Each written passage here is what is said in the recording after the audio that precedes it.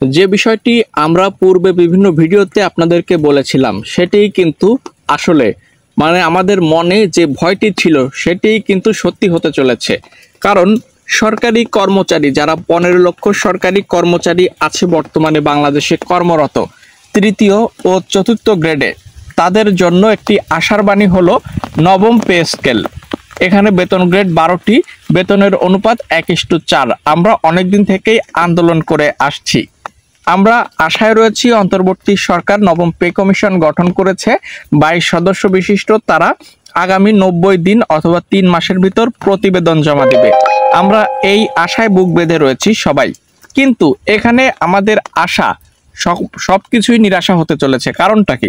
চলুন আজকের এই ভিডিওতে আমরা আলোচনা করব। সরকারি চাকরিজীবীদের পে স্কেল ঘোষণা নিয়ে নতুন তথ্য দেখতে পাচ্ছেন এখানে প্রকাশিত 3 সেপ্টেম্বর 2025, আজকে সকাল 8টা 22 মিনিটের নিউজ। ঠিক আছে, বুঝতেই পারছেন আর্লি এই যে নিউজটি আসছে। আমরা আজকের এই ভিডিওতে টোটালি আপনাদেরকে জানানোর চেষ্টা করব আসলে পে স্কেল পিছিয়ে যাচ্ছে কিনা। আমরা যেটি আলোচনা করেছিলাম পূর্বে যে সরকার অর্থাৎ অন্তর্বর্তী সরকার আগামী ফেব্রুয়ারি 2026-এ নির্বাচনের প্রস্তুতি নিচ্ছে, তাহলে পে স্কেল কিভাবে দিবে? এটি সম্ভব নয়। যদি তারা প্রতিবেদন 3 মাসের ভিতর জমা দিতে পারে অর্থাৎ 90 দিনের ভিতর, তাহলে পে স্কেল বাস্তবায়ন করা সম্ভব হবে। কিন্তু দেখতে পাচ্ছি যে এই যে পে কমিশন গঠন করা হয়েছে, পে কমিশনের যারা প্রতিনিধিরা আছে তারা বলেছে আগামী 6 মাসের ভিতর প্রতিবেদন জমা দিবে। তাহলে সেখানে আমরা ফেব্রুয়ারি মার্চ পর্যন্ত অপেক্ষা করতে হচ্ছে আমাদেরকে। তাহলে যেহেতু ফেব্রুয়ারিতেই সরকার নির্বাচনের প্রস্তুতি নিচ্ছে, তাহলে নবম পে স্কেল তো প্রদান করা সম্ভবই নয়। চলুন এ বিষয়ে বিস্তারিত কি কি আপডেট আছে সেগুলো আপনাদের মাঝে উপস্থাপন করব। ভিডিওটি চাকরিজীবী সকলের জন্য গুরুত্বপূর্ণ, অবশ্যই প্রথম থেকে শেষ পর্যন্ত দেখবেন। জাতীয় বেতন স্কেলের আওতাধীন সরকারি কর্মকর্তা কর্মচারীদের জন্য নতুন বেতন কমিশন গঠন করা হচ্ছে, তবে শিগগিরই তা ঘোষণা করা হচ্ছে না বলে জানা গিয়েছে। কারণটা কি? চলুন দেখে নেওয়া যাক। জাতীয় বেতন স্কেলের আওতাধীন কর্মকর্তা কর্মচারীদের জন্য নতুন বেতন কমিশন গঠন করা হয়েছে, তবে শিগগিরই তা ঘোষণা করা হচ্ছে না বলে জানা যায়। সূত্রে জানা গিয়েছে 2026 সালের ফেব্রুয়ারিতে জাতীয় নির্বাচন আয়োজনের জোর প্রস্তুতি চালাচ্ছে অন্তর্বর্তী সরকার। এজন্য আর্থিক সংকট বিবেচনায় নিয়ে নির্বাচনের আগে নতুন বেতন কাঠামো ঘোষণার সম্ভাবনা নেই। তবে পে কমিশন প্রতিবেদন জমা দিলে সেই অনুযায়ী একটি বেতন কাঠামোর সুপারিশমালা চূড়ান্ত করবে সরকার। ভোটের পর নতুন সরকার ক্ষমতায় এসে তা বাস্তবায়ন করবে।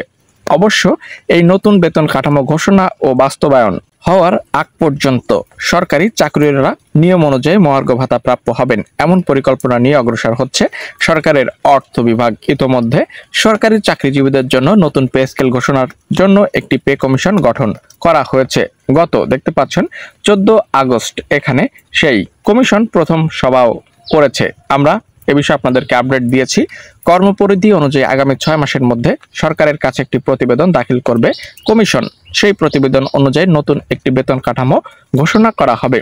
কিন্তু কমিশনের প্রথম সভায় গুরুত্বপূর্ণ ইস্যু হিসেবে বিবেচনায় নেওয়া হয়েছে দেশের দেখতে পাচ্ছেন বর্তমান রাজনৈতিক, অর্থনৈতিক, আর্থসামাজিক অবস্থা। এ অবস্থায় সরকারি চাকরিজীবীদের জন্য নতুন বেতন কাঠামো ঘোষণা করা কতটা উপযোগী তা নিয়ে আলোচনা হয়েছে।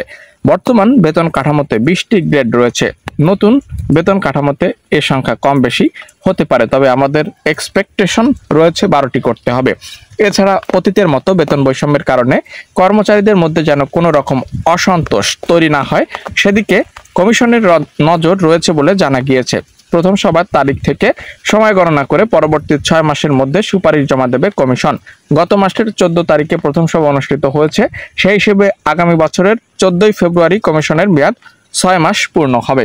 তো ফেব্রুয়ারিতে তাদের মেয়াদ 6 মাস পূর্ণ হবে, তারপরে তারা প্রতিবেদন জমা দিবে। কিন্তু ফেব্রুয়ারিতে নির্বাচন বা জাতীয় নির্বাচনের একটি কথা রয়েছে। তাহলে কিভাবে পে কমিশন প্রতিবেদন জমা দিবে এবং কিভাবে এটি বাস্তবায়ন করা হবে আসলে আমাদের বোধগম্য হচ্ছে না। ভিউয়ার্স, আপনাদের কি মনে হচ্ছে সেটি এখনই কমেন্ট করে ফেলান। এ বিষয়ে অর্থ উপদেষ্টা ডক্টর সালেউদ্দিন আহমেদ বলেছেন, নির্দিষ্ট সময়ের মধ্যে কমিশনের প্রতিবেদন জমা দিতে বলা হয়েছে। এক্ষেত্রে দেশের আর্থসামাজিক অবস্থা মূল্যস্ফীতি বিবেচনায় রাখতে বলা হয়েছে। আমাদের পরিকল্পনা হলো সময়োপযোগী একটি বেতন কাঠামো ঘোষণা করা, তবে ফেব্রুয়ারিতে নির্বাচন অনুষ্ঠানের প্রস্তুতি চলছে। আমরা সময় পেলে ঘোষণা করে যাব, আর সেটা নতুন সরকার এসে বাস্তবায়ন করবে। এখানে দেখতে পাচ্ছেন 2015 খ্রিস্টাব্দের পে স্কেল অনুযায়ী সরকারি কর্মচারীদের জন্য 20টি বেতন গ্রেড রয়েছে। প্রায় 15 লক্ষ সরকারি কর্মকর্তা এবং কর্মচারী এই পে স্কেল অনুসারে বেতন ভাতা পান। তবে নতুন বেতন কাঠামোতে গ্রেডের সংখ্যা কম বেশি হতে পারে বলে জানা গিয়েছে। একই সঙ্গে বর্তমান বেতন কাঠামোতে বিদ্যমান বৈষম্যগুলো নতুন কমিশনে দূর করার জন্য নির্দেশনা দেওয়া হয়েছে কমিশনকে, এটি জানিয়েছেন অর্থ উপদেষ্টা সালেউদ্দিন আহমেদ।